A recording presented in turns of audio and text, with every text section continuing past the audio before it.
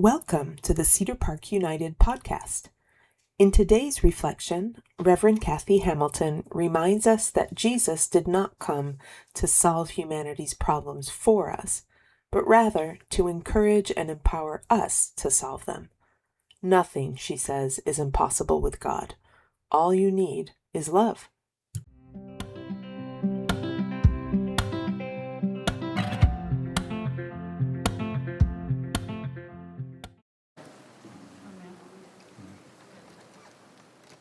Be here with us, Lord, as we listen for your voice. May my words be true, may they be faithful to the Holy Scriptures, and may they have meaning for us today. Amen.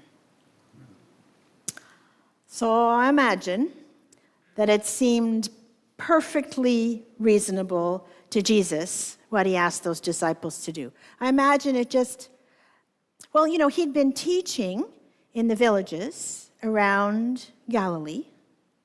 And according to Matthew, his healing miracles had attracted crowds from as far away as Syria. That's several days' walk. The audience for the Sermon on the Mount, which has just happened, included people from Jerusalem. That's another day's walk down to the south, maybe even two, up the Jordan Valley. And even from across the Jordan River in the Transjordan. We heard that he cured a leper on the road. He's just walking along, and he cured a man that had been sitting beside the road.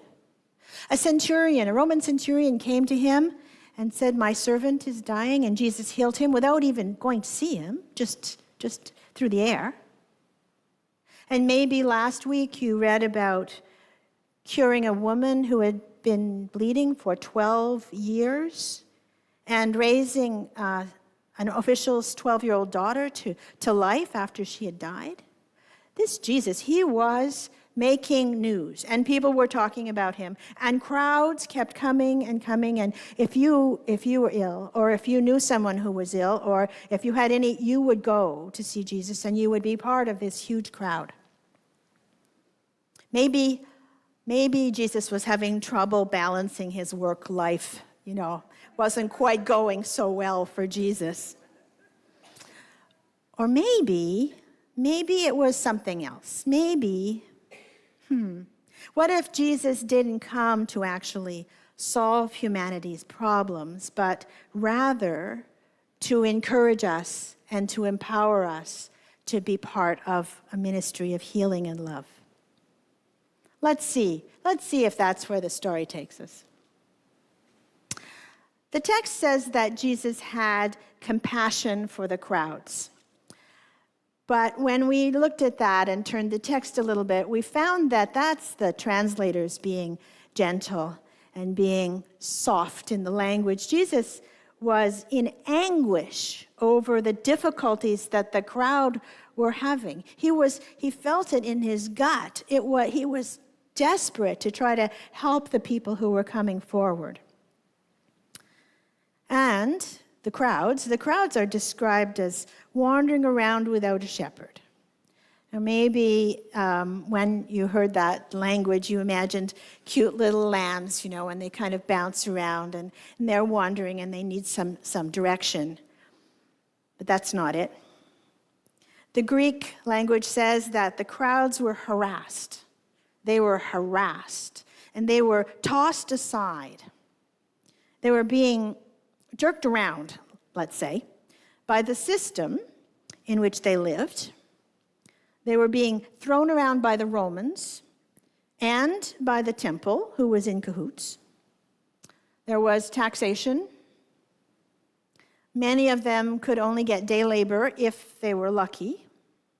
And it was harvest time, so they would get work, but it was hard work involving cutting with hand tools and binding it up and carrying it and then walking on it and taking sledges over it to try to get the grain off. It was hard work. And in addition to that, there were purity requirements, and we keep running into those requirements for people who needed to be clean, and it was hard work to maintain that purity. And you needed to have pure, beautiful animals to sacrifice at the temple. also hard work for people who had no money. And all of that meant that many, many, many in the crowd were left on the outside. They weren't able to participate fully in the life of the community or in the life of their families. And that's what Jesus saw.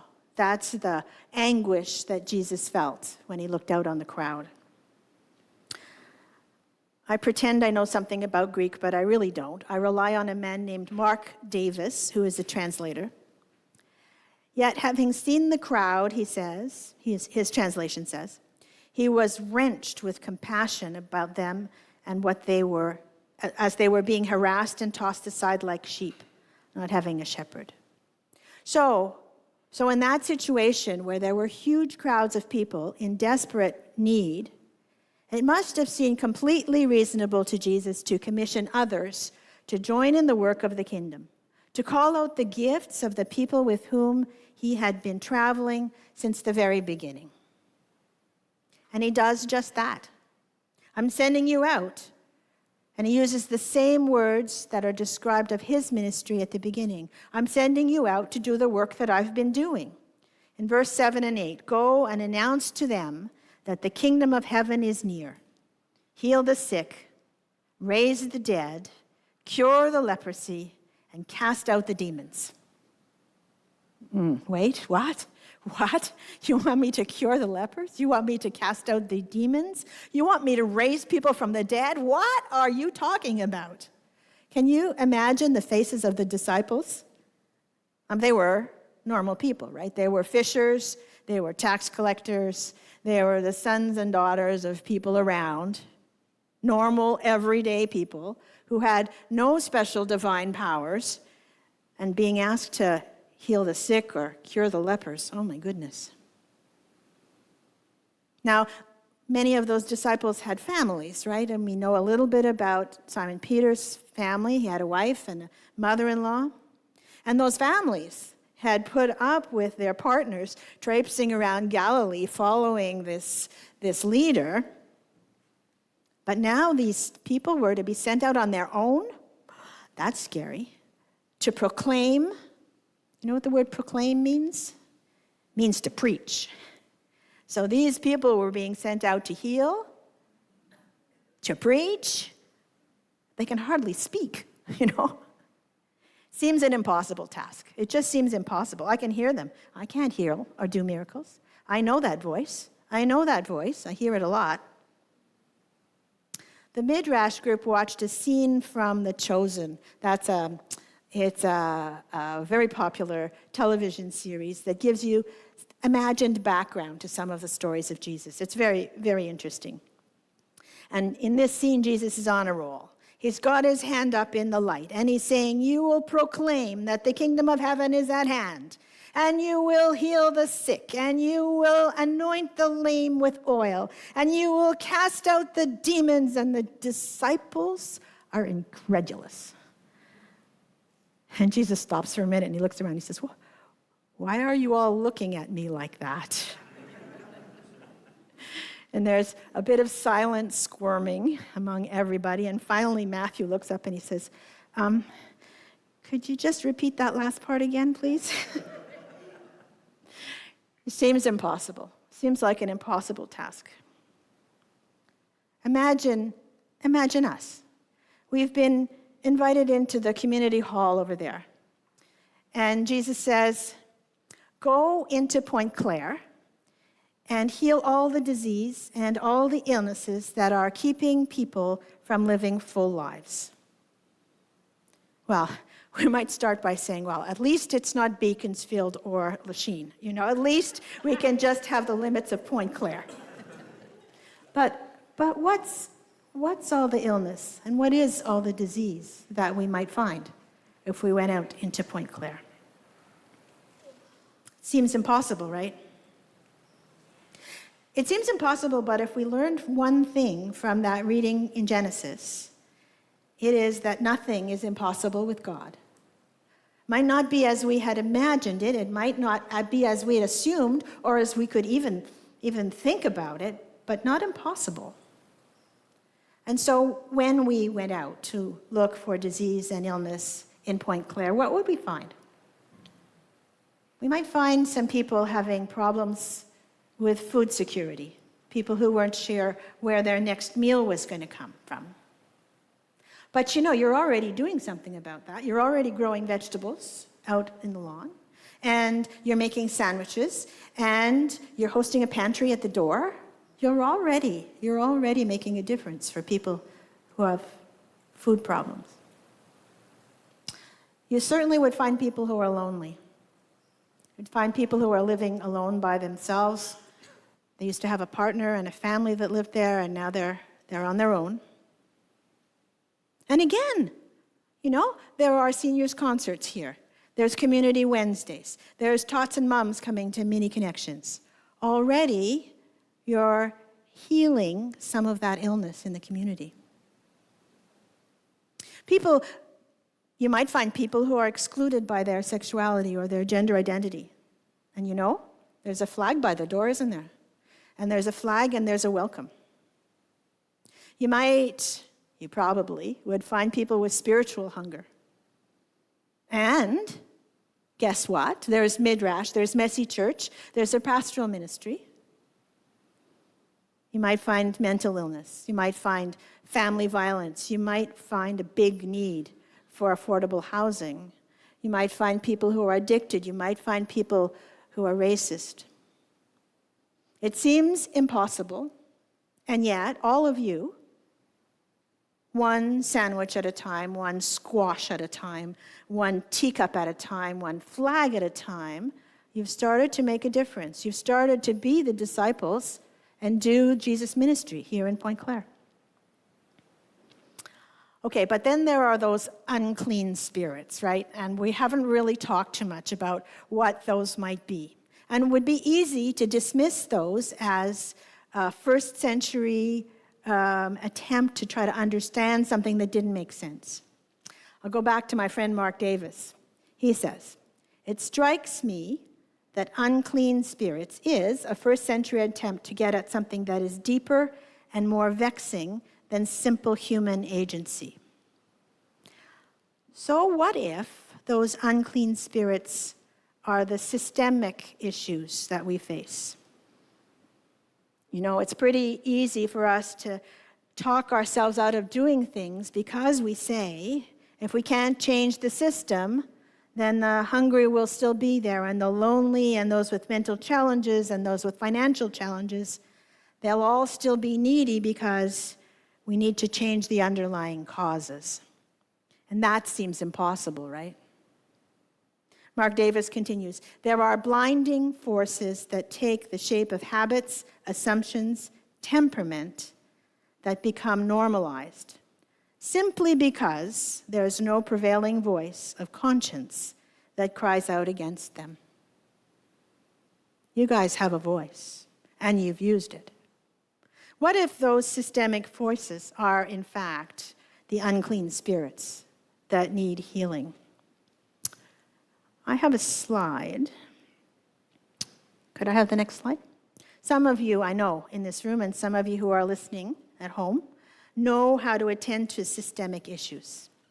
And I encourage each of you to learn more about the United Church campaign for a guaranteed livable income.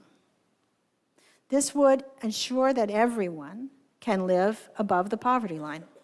Did you know that our church has been lobbying for such a thing since 1972? But now there seems to be a little bit of traction. There seems to be some people in Parliament who are talking about it. There seems to be some interest. And there's a great video by the moderator, which I encourage you to go and take a look at, Guaranteed Livable Income. Just look it up online. Imagine what our community would be like if no one had to live below the poverty line. Imagine how great it would be. One system at a time. Jesus is asking us, all of us, to do three things. He asks us, first of all, to see as he saw, which is to understand the anguish, to watch for people in need, to see the individuals and the systems that need our attention. Secondly, not just to see, but to be moved in our gut, to be so moved by what we see that we're willing to try something that seems to be impossible. Moved enough that we take some action. And the third thing is that we're invited to act in love whenever we can. To act in love. It's easy, right? All you need is love. Oh, hold it. Isn't there a song? All you need is love. I knew there was a song. I knew someone. It's easy. It's easy when we believe that nothing is impossible. It's easy when we believe that God is with us and God is walking beside us and that God is empowering us. And when we remind ourselves of that in community. Jesus calls us to proclaim the kingdom, that God is real, that God is powerful, that God is present, that God is near us, around us, alive, and that nothing is impossible with God. We must notice and allow ourselves to be moved to action, and as a community with God, we will follow. Can I have one more slide, please? I like haiku. You have sent us out as conspirators of grace, loving your people. You have sent us out as conspirators of grace, loving your people. Jesus did not come to solve humanity's problems for us, but rather to encourage, to empower us to solve them. Nothing is impossible with God. All you need is love. Amen.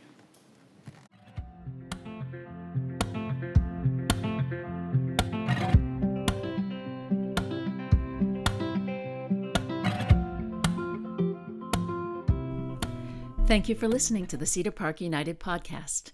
If it inspired you, or comforted you, or even ruffled your feathers in a good way, please consider leaving a positive rating or subscribing to help others find their way here too. It matters.